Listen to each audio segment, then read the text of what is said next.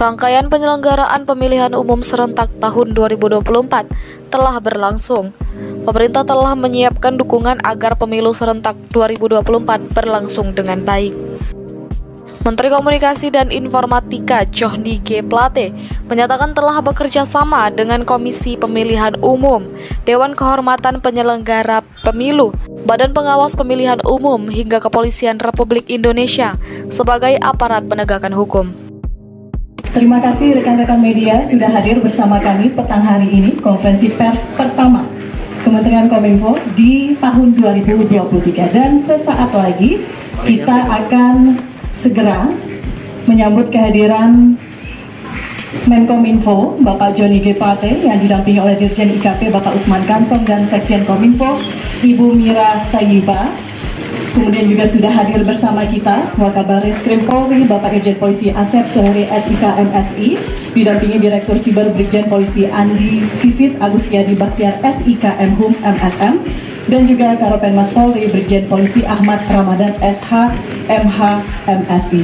Dan kita juga menanti kehadiran Ketua KPU yang akan bersama-sama hadir pada sore hari ini. Dan rekan-rekan media sekalian, berbicara mengenai kondusivitas ruang publik menjelang dan pada saat penyelenggaraan pemilu tahun 2024, Kemenkominfo dan Polri telah menandatangani nota kesepahaman atau MOU pada Oktober 2022 lalu.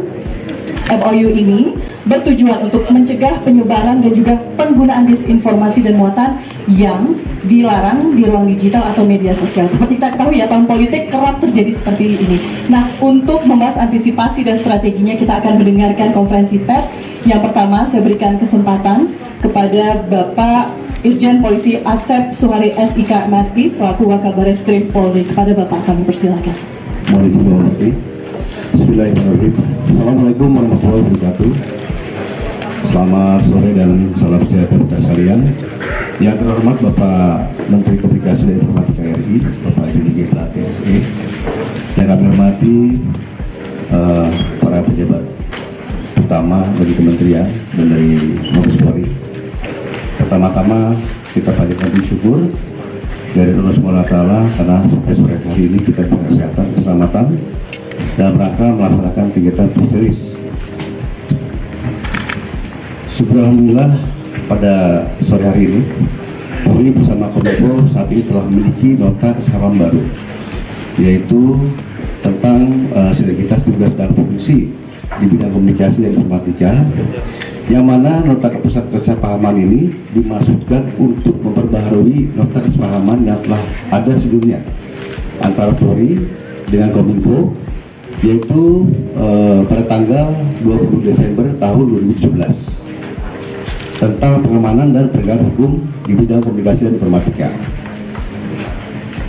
Pembaruan nota kesepahaman ini kami lakukan untuk bertujuan meningkatkan koordinasi dalam rangka sinergitas dan tugas fungsi di bidang komunikasi dan informatika antara Polri dengan Kominfo dengan ruang lingkup sebagai berikut, yaitu pertukaran data dan informasi dalam hal pencegahan, penyebarluasan dan penggunaan informasi elektronik dan atau dokumen elektronik yang memiliki muatan yang dilarang, yaitu berupa bantuan pengamanan, penegakan hukum, dan juga penyediaan dan pemanfaatan sarana dan prasarana, serta peningkatan kapasitas dan pemanfaatan sumber daya manusia.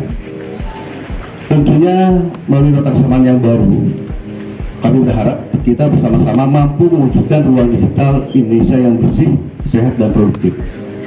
Hal tersebut sangatlah penting karena berdasarkan data dari Asosiasi Penyelenggara Internet Indonesia atau APCI, jumlah pengguna internet di Indonesia tahun 2002 cukup tinggi, yaitu mencapai 76,36% atau sekitar 210 juta orang dari total penduduk Indonesia yang sebanyak 275 juta orang.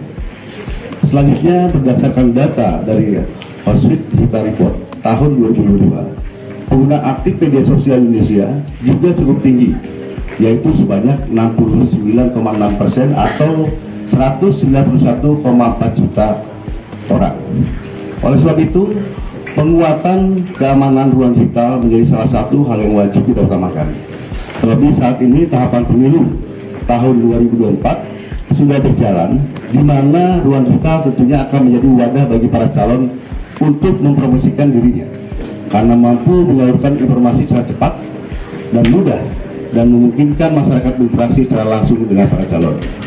Namun yang perlu mendapatkan perhatian kita bersama adalah bagaimana ruang digital ini betul-betul dimanfaatkan secara bertanggung jawab. Salah satu yang perlu mendapatkan catatan yaitu berdasarkan survei Kemenko pada pasca pemilu tahun 2019 ditemukan 67,2% hoax atau berita bohong adalah terkait isu politik yang didominasi menggunakan media sosial. Ini harus menjadi pembelajaran kita bersama. Persaingan politik pemilu pada ruang digital yang memanfaatkan hoax, berita bohong, politik identitas maupun propaganda firehose of falsehood seperti yang terjadi pada pemilu tahun 2019 tidak boleh terjadi lagi pada pemilu tahun 2024 karena sangat membahayakan bagi persatuan maupun kesatuan bangsa. Pada pemilu 2024 nanti, para calon harus memanfaatkan ruang digital secara bertanggung jawab, yaitu saling adu program kerja, visi misi maupun gagasan positif, sehingga tidak terjadi polarisasi dan masyarakat dapat menilai secara objektif serta memilih para pemimpin yang nantinya mampu membawa Indonesia yang menjadi baik. Oleh karena itu, pada kesempatan yang baik ini, kami juga menghimbau pada masyarakat, mari bersama-sama kita perangi dan hindari penggunaan ruang digital secara tidak bertanggung jawab, baik untuk isu politik maupun isu-isu lainnya, sehingga perpecahan dapat dihindari serta ruang digital Indonesia justru menjadi kekuatan tersendiri untuk memajukan bangsa. Demikian dapat kami sampaikan. Semoga Tuhan Yang Maha Esa senantiasa memberikan perlindungan dan petunjuk kepada kita semuanya dalam memberikan pengabdian terbaik pada masyarakat, bangsa dan negara. Terima kasih. Wassalamualaikum warahmatullahi wabarakatuh. Baik, terima kasih. Selanjutnya kita akan mendengarkan pemaparan dari Menkominfo, Bapak Joni G. Plate. Assalamualaikum warahmatullahi wabarakatuh. Shalom, Om Swastiastu, Namo Buddhaya, salam kebajikan. Selamat sore dan sekali lagi salam sehat untuk kita sekalian. Yang saya hormati Bapak Kapolri, yang dalam hal ini diwakili oleh Bapak Wakabareskrim Polri, Irjen Pol Asep Edi Suheri, Ibu Sekjen, Pak Usman, Pak Hari, dan Dir Humas serta Dir Cyber Polri yang saya hormati. Indonesia adalah negara demokrasi terbesar ketiga di dunia, dan kita sudah menyelenggarakan pemilihan umum berulang-ulang kali, termasuk pemilihan umum di era reformasi. Kita belajar dari semua keunggulan-keunggulan dan manfaat serta kelemahan-kelemahan dalam penyelenggaraan pemilihan umum yang sudah kita lakukan. Nah, secara khusus mengacu kepada pemilihan umum terakhir pada tahun 2019 seperti tadi disampaikan oleh Wakabareskrim Polri, ya, kita untuk menjaga proses pelaksanaan dan output pemilu atau hasil pemilu yang legitimate, kita perlu memastikan bahwa penyelenggaraan pemilihan umum di Indonesia oleh penyelenggara pemilu, dalam hal ini KPU, DKPP, Bawaslu, berjalan dengan baik dengan didukung partisipasi peserta pemilu yang maksimal dan optimal, yang didukung juga oleh segenap warga masyarakat secara maksimal dan optimal. Untuk itu, pemerintah mengambil bagian melaksanakan fungsi dan tugasnya untuk memberikan dukungan kepada penyelenggara pemilu agar pemilu dapat berlangsung sebagaimana yang diamanatkan di dalam Undang-Undang Pemilihan Umum. Secara khusus, Kementerian Kominfo di dalam mengantisipasi proses pemilihan umum tahun 2024 yang dilaksanakan secara serentak telah melakukan beberapa kerjasama lintas kementerian dan lembaga. Kami telah melaksanakan kerjasama dengan penyelenggara pemilu, dalam hari ini KPU dan Bawaslu, ya. Telah ada nota kesepahaman antara KPU dan Kominfo, ya, serta saat ini sedang dalam proses juga perjanjian kerjasama atau memorandum kerjasama antara Kominfo dan Bawaslu untuk mewujudkan semangat bersama kita, yaitu pemilu berkualitas untuk Indonesia maju. Pada tanggal 3 Oktober tahun 2022 yang lalu juga telah dilaksanakan penandatanganan nota kesepahaman atau yang disebut dengan nota kesepahaman sinergitas atau tentang sinergitas tugas dan fungsi di bidang komunikasi dan informatika antara Kepolisian Negara Republik Indonesia dan Kementerian Kominfo. Seperti disampaikan oleh Wakabaris Polri tadi, ada 6 bidang atau ruang lingkup nota kesepahaman. 6 bidang ruang lingkup nota kesepahaman itu adalah yang pertama, pertukaran data dan atau informasi. Yang kedua, pencegahan penyebarluasan dan penggunaan informasi elektronik dan atau dokumen elektronik yang memiliki muatan yang dilarang.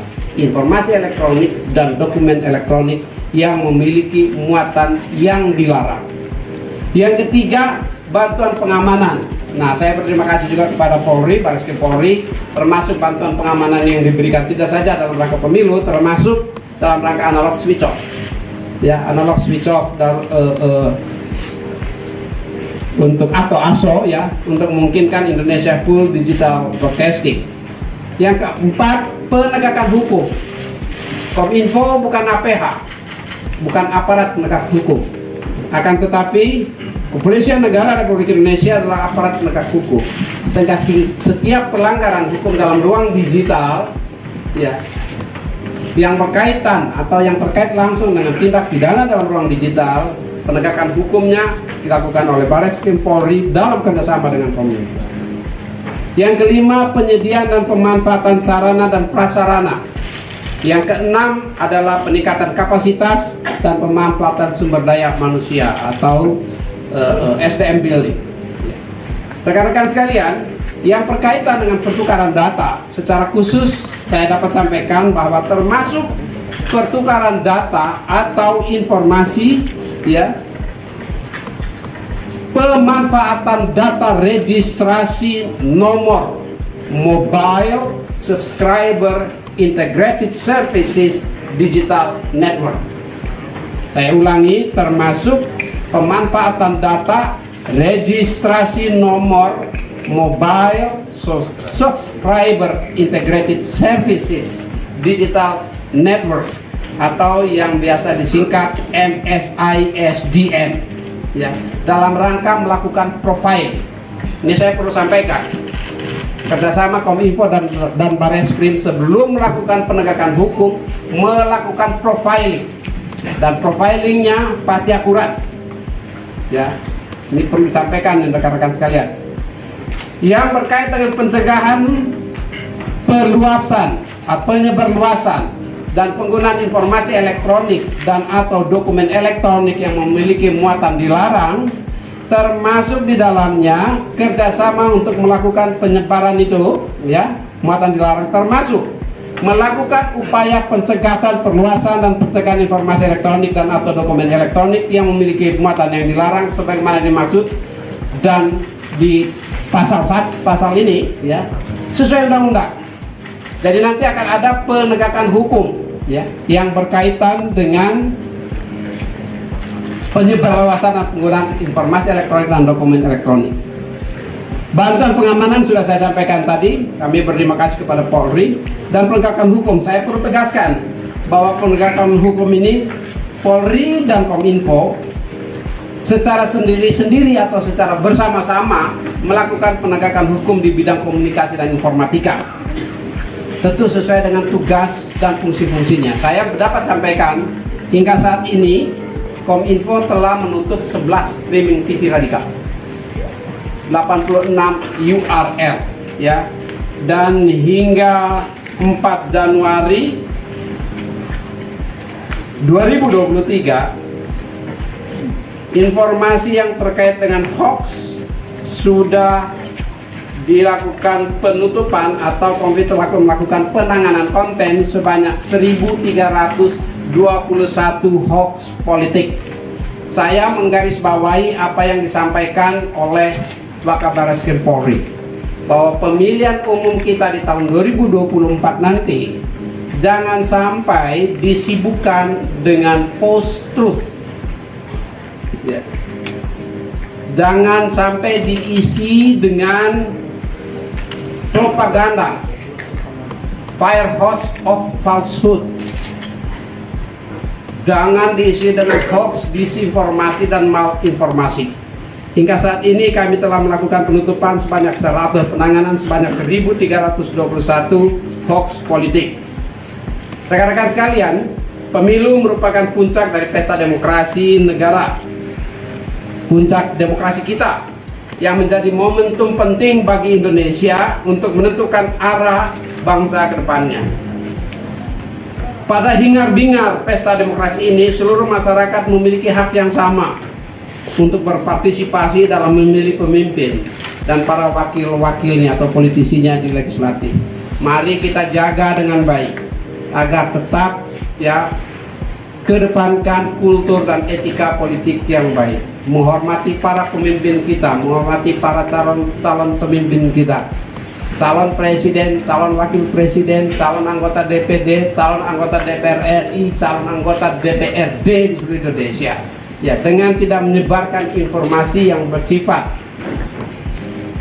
post-truth, baik itu hoax maupun hate speech, ujaran-ujaran kebencian di dalam ruang digital kita, mengikuti aturan dan jadwal yang telah diatur dalam undang-undang pemilihan umum maupun peraturan-peraturan KPU.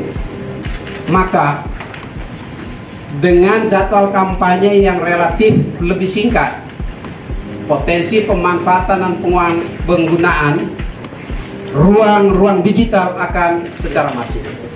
Karenanya kami minta masyarakat untuk memanfaatkan ruang digital kita dengan cara lebih bertanggung jawab, memanfaatkan ruang digital Indonesia untuk hal-hal yang bermanfaat, memanfaatkan ruang digital Indonesia untuk meningkatkan kualitas pemilu, memanfaatkan ruang-ruang digital kita untuk meningkatkan partisipasi masyarakat, memanfaatkan ruang digital kita untuk menghasilkan pemilihan umum yang legitimate. Demikian rekan-rekan sekalian, terima kasih. Assalamualaikum warahmatullahi wabarakatuh. Waalaikumsalam, terima kasih. Izin Bapak, kita membuka sesi tanya jawab kepada awak media. Tanya jawab boleh aja, tapi tanya jawabnya harus yang itu ya. Baik, kami persilakan tiga. Yang sesuai dengan topik ya, jangan dengan topik. Siap, terima kasih catatannya Bapak. Tiga penanya pertama saya buka. Jangan yang pertama, oke, baik. Tiga saja ya Bapak. Oke, baik. Satu, Mas yang di sebelah sini. Oke. Silakan. Yang pertama silakan Mas. Ya, selamat siang Pak, saya Febri dari Kompas.com. Mau nanya Pak, ntar kan soal pemilu, bakalan banyak mungkin ya soal buzzer politik dan akun-akun anonim di medsos yang menyebarkan hoax dan provokasi, dan itu mendeteksi atau menanganinya gimana? Soalnya kan kalau dari pengalaman dari pemilu 2019, kegaduhan itu nggak hanya dari dunia maya, tapi berlanjut ke dunia nyata. Itu gimana Pak penanganannya? Baik. Dilanjutkan pertanyaan kedua. Tadi yang di belakang. Halo, saya Lutfi dari cnnindonesia.com. Mau nanya Pak, untuk kan lanjutnya katanya udah membentuk satgas ya, itu kelanjutannya gimana gitu, satgas untuk pemilu ini gitu. Terus kan kemarin kan banyak kebocoran data nih. Itu apalagi kan menyangkut pemilu, data pemilu ini penting gitu. Nah itu antisipasinya gimana? Terima kasih. Oke, langsung pertanyaan ketiga tadi. Ya, saya Singgi dari Kompas.com. Tadi banyak dipaparkan terkait bagaimana masyarakat gitu ya, untuk tidak menyebarkan hoax. Tapi kalau kita lihat di pemilu, justru yang menyebarkan hoax itu kan kandidat-kandidat. Nah, bagaimana pengawasannya? Nah, terkait isu politik masih Pak, boleh dijawab sama atau enggak nih Pak? Nah itu entar, yang ini dulu ya. Silakan Pak Asep, mau jawab atau saya langsung. Rekan-rekan sekalian, Kominfo mempunyai surveillance system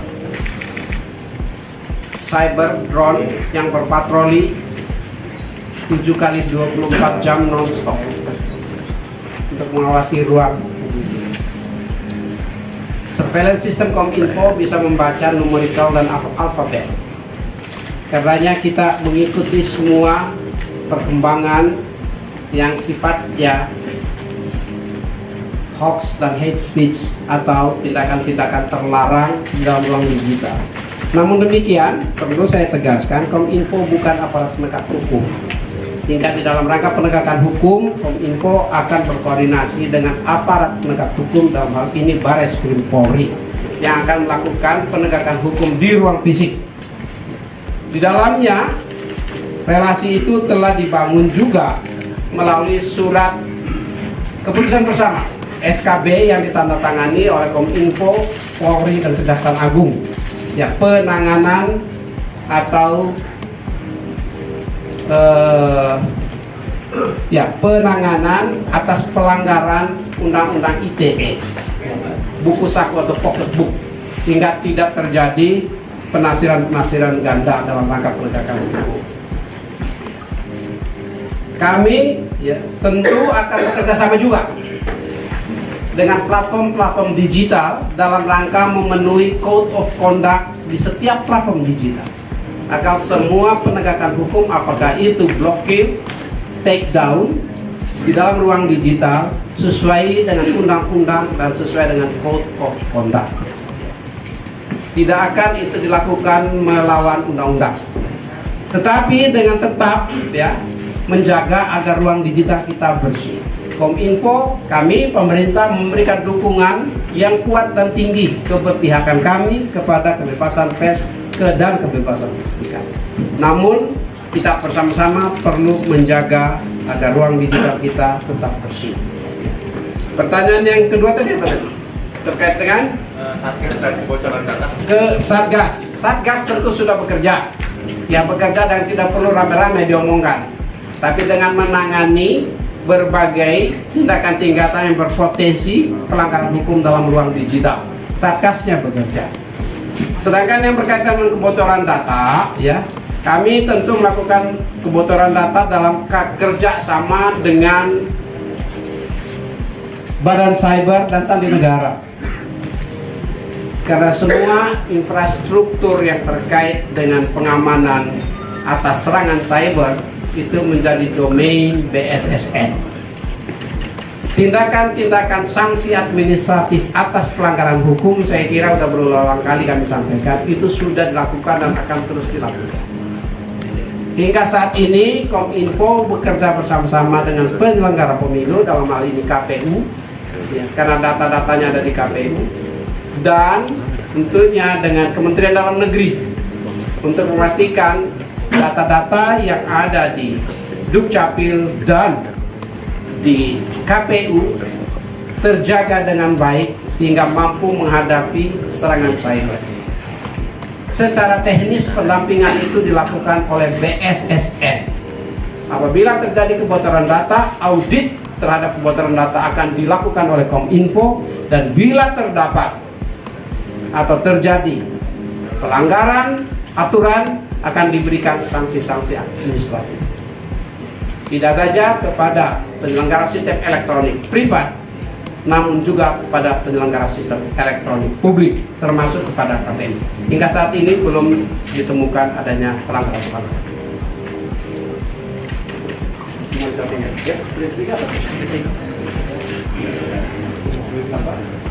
Oke, terkait dengan hoaxes, ya, yang pasti bahwa siapapun masyarakat maupun peserta pemilu, kontestan mempunyai tugas untuk memastikan jangan menyebarkan hoax, ya, disinformasi dan hate speech di ruang publik.